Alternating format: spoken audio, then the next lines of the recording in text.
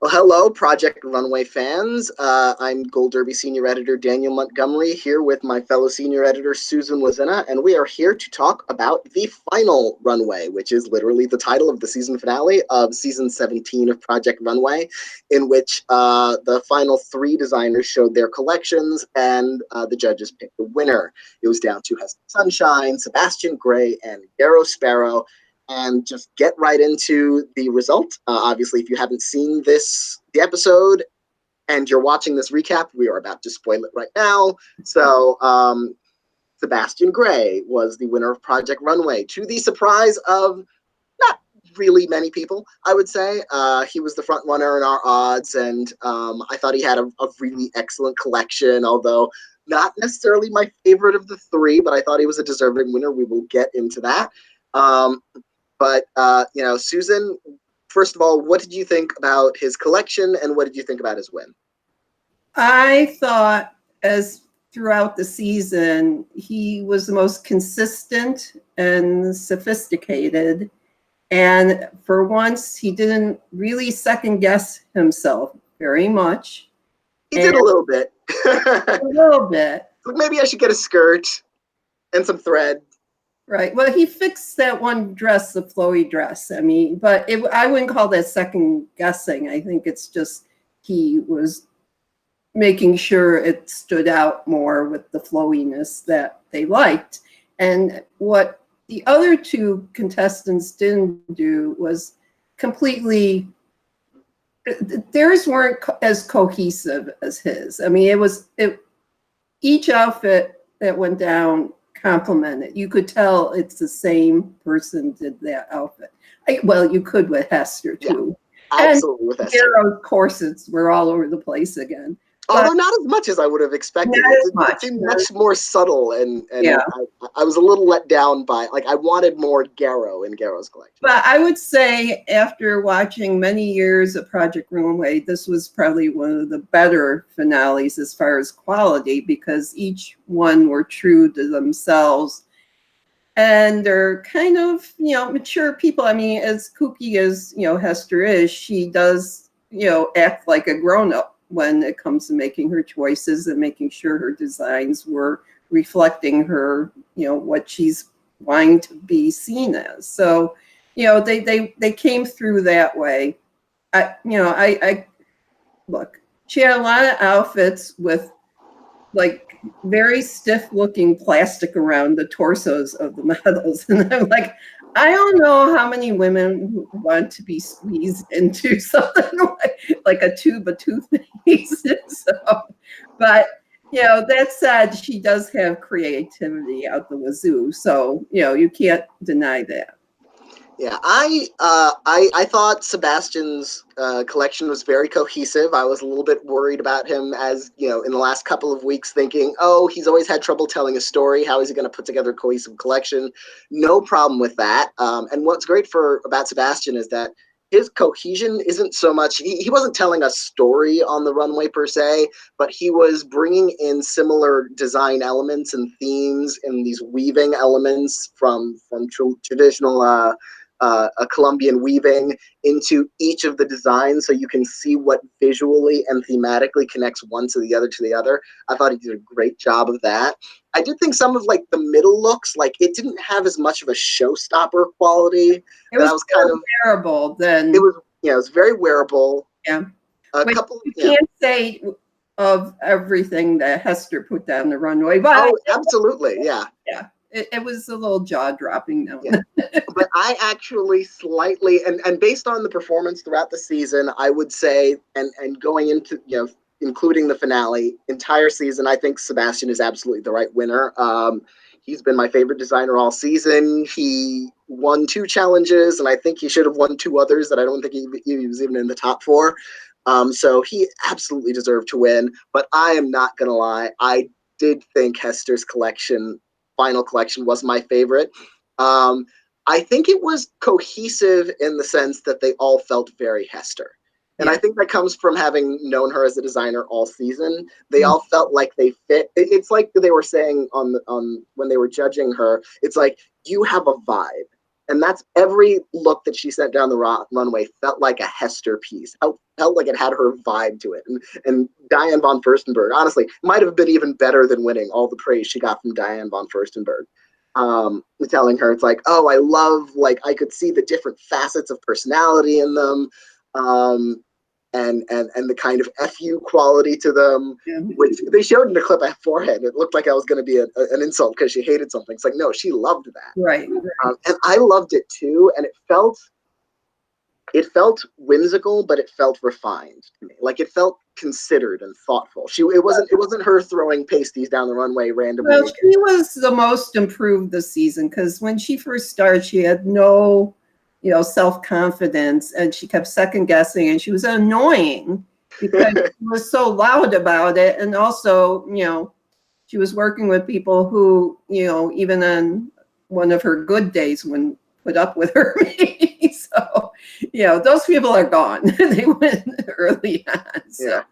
But I think, she grew into, like I said, she was most improved. And I think, it really showed in what she put down on the runway. And, it was much better, I think, than when she does some slapdash thing and, the bottom is riding up on the bottom. Yeah, that's why I like her work, is because she has such wild ideas, but she's a good crafts person. She knows what she's doing in terms of how to make something look good, look flattering. Even if it's wild and out there, she's not just throwing stuff out of a wall. She's very considered about everything she sends down the runway. And even though I can't see women wearing most of her clothes on an average day, like if she were hired as the costume designer for like The Fifth Element or something, I'd be like, yes, give her the Oscar. Because she has such a great imagination for fashion in a conceptual, whimsical, unusual way that I just love looking at. So like, while I wouldn't want to be wrapped in like plastic like that, it looks great down the runway, and it's just such a creative moment, and I can see elements from that influencing fashion, as opposed to, I can see Sebastian's looks, as the judges were saying, they could go from the runway right into your closet. Perfect, amazing. But I can see a lot of Hester's ideas being translated in more wearable ways that could influence fashion. So I'd love to see more. Well, when I was growing up, Betsy Johnson was a Hester. Yeah. And it's in that tradition. And I think, she learned how to edit to make without losing the personality of her clothing and accessories and all that. And I don't know if she's still designing now. You could, she had like a whole like collection of jewelry and stuff that was funky and all that. So, that's not new, but this is for a different, era. And I don't know what the Y2K thing was. Yeah, I didn't quite get the cyber part of the looks. I liked what was going. I honestly, I just love hearing her descriptions of it. At one point, she was like, "Oh, it's like Rococo cyber Clueless." Did she mean the movie or herself? I don't know. No, she meant the movie. But it sounded like, the idea sounded like kind of, Tron starring Alicia Silverstone, which honestly, again, is a movie I want her to costume and win an Oscar for. But yeah, so like, I'm really excited for her future. Even Marnie feels like kind of a Hester spiritually, like that kind of like like eccentric style. Like when Marnie saw her collection, she's like, I love this. I'm like, well, of course, Marnie would wear anything Hester puts on. Like that would be Marnie's style, it looks like. Right. So I feel like Hester has a real bright future in terms of her creativity. And I think Sebastian is the most marketable, the most commercial. And Garrow, I think Garrow has a lot of potential, but I think the judges were right. It just wasn't his. Well, he did much better earlier in the season. And I don't know, he just maybe felt the strain. I mean, he made so many outfits And I knew that was going to be a disaster. He said, like, it seems like, oh, he's really prepared. He'll have stuff to pick. But as like last week, he said, like, oh, I have 14 outfits. And I'm like, okay, he's over prepared. And then this week it said he has 17 outfits. Yeah. And I'm like, okay, no, he's stretching himself too thin. He's kind of flailing in every direction, and he hasn't decided on one. And I thought that's going to be a problem. And what ended up happening. He was a little all over the place. I don't think I felt as much the Garrow signature in these looks as I have in a lot of his past looks. I thought there were like maybe 3 or 4 of his looks that were dynamite if the whole collection had been as good as I love the last outfit with those gloves, the see-through gloves with the jewelry pasted on, or however he did it. I love that sort of, and I love that sort of double dress too, where it's the sort of the sheer on top, and then there's the reveal. Well, Brandon was waiting for one of those. It's a reveal. Yes, I love that look. But some of the looks just felt like okay, like they felt basic in a sense, where like the most exciting thing about them was kind of like the sheen in the fabric. Poor Kate. I'm so mad for Kate. Yeah, like you know, I didn't measure her again. Like it's just so he blamed her for losing weight.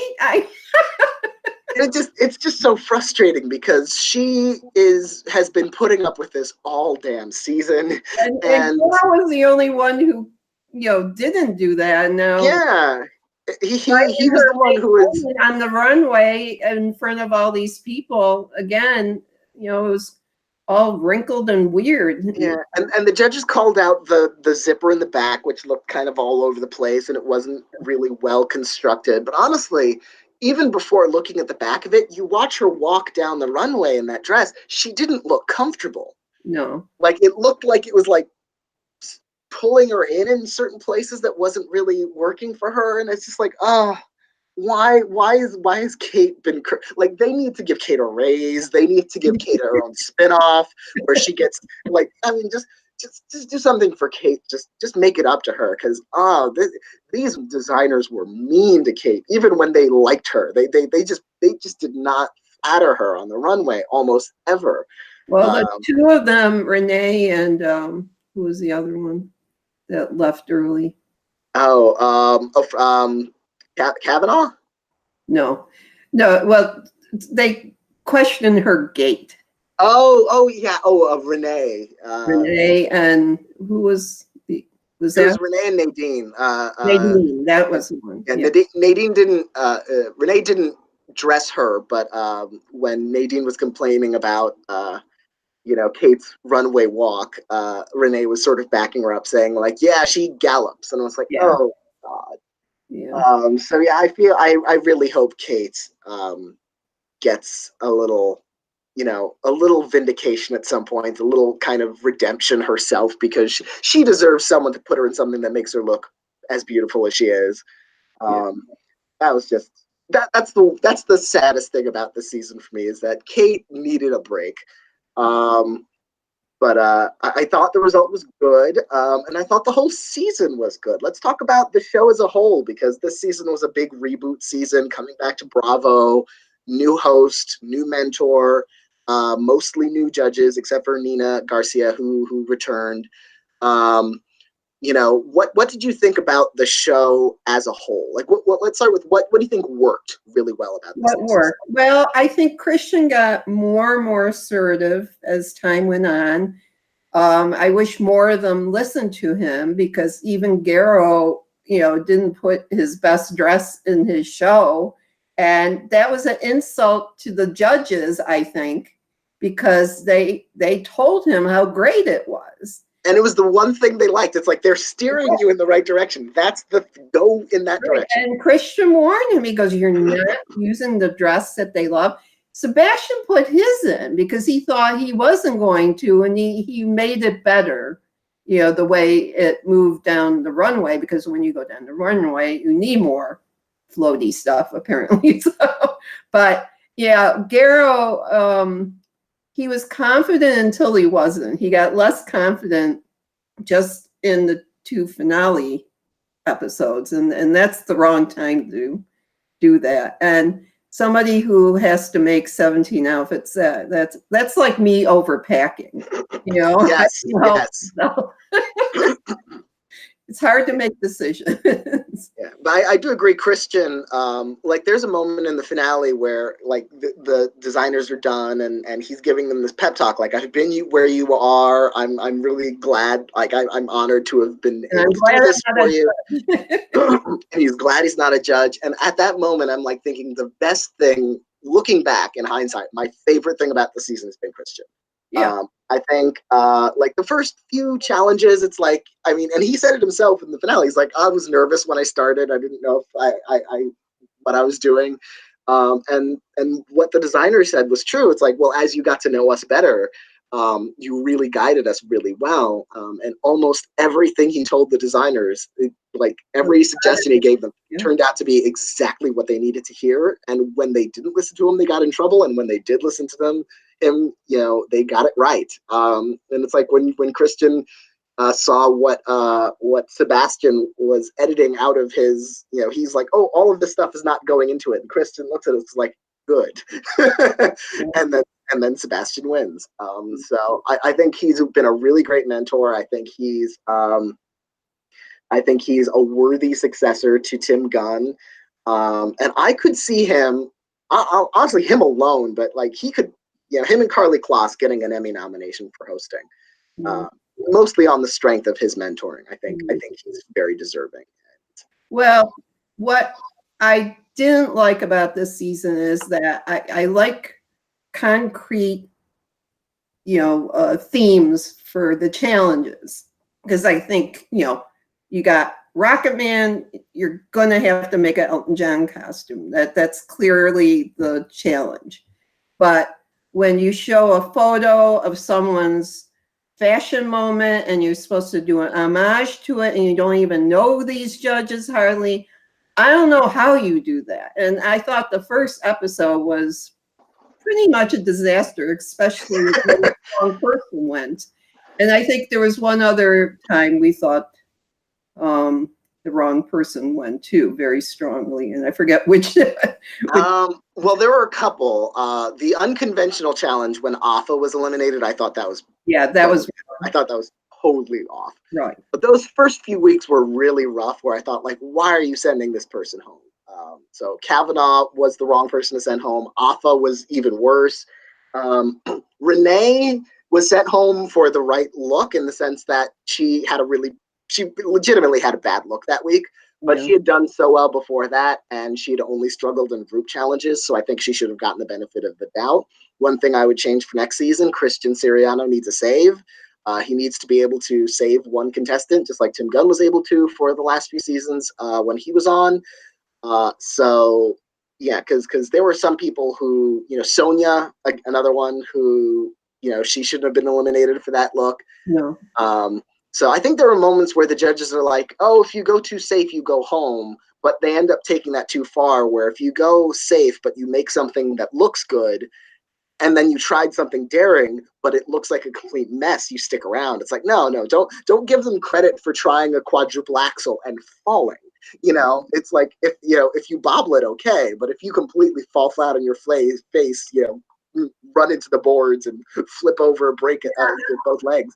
I don't think. I mean, they allowed Hester, you know, with the vacation look or wherever that woman was going. I don't know. Yeah, blame it on Rio. She was going to Rio. But, you know, the whatever she put on the bottom of her model did not look good. No, it was riding up. I don't think it was a good win, but I think, you know, certainly she deserves to stick around for it. So, I'm more upset when they send someone home, because then they don't have another chance to redeem themselves. So if they send the wrong person, if they give the wrong person the win, I'm like, okay. But if they're like, oh, this person does good work, but we're sending you home because we think this was not imaginative, and I'm like, well, they deserve a shot to show you something. Yeah.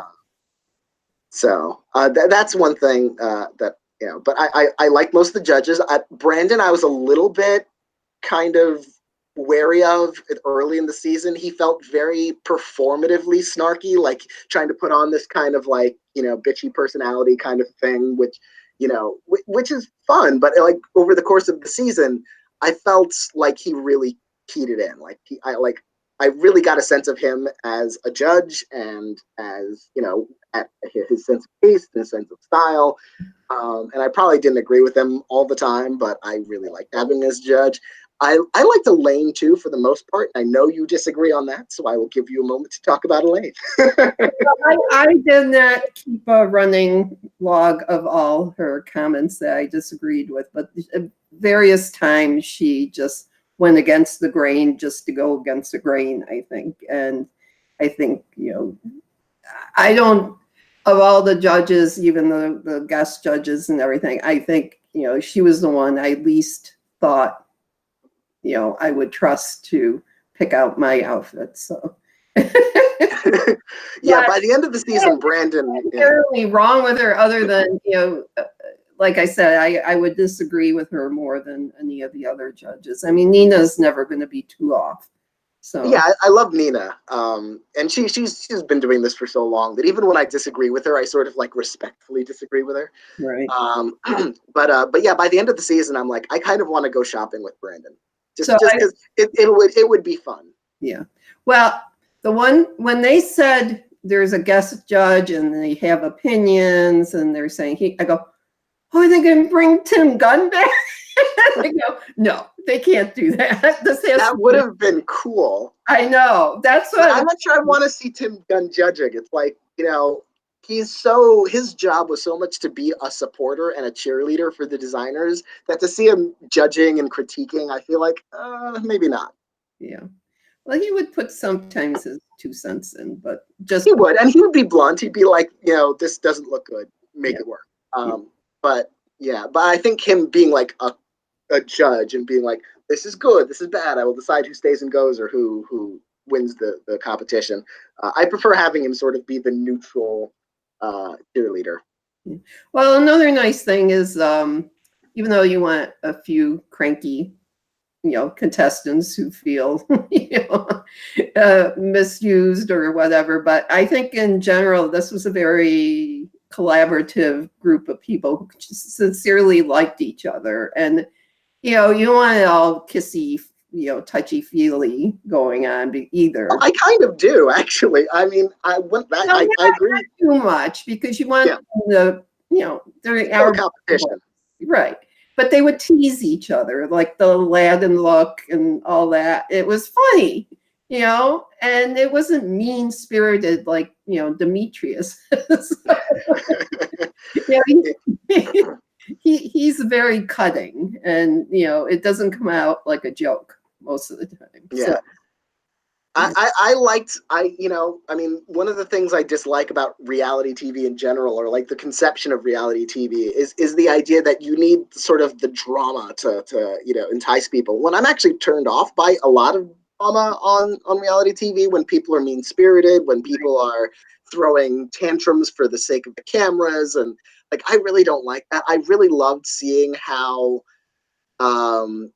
Hester, Garrow, and Sebastian seem to respect each other and like appreciate each other and support each other. Like, they were in a competition. They all wanted to win, obviously, but there was never a sense, none of them were looking at the other two going like, these two don't deserve it. There was never any of that. Like, and one, I think it's a testament to picking the right final three. I think this was a really great final three.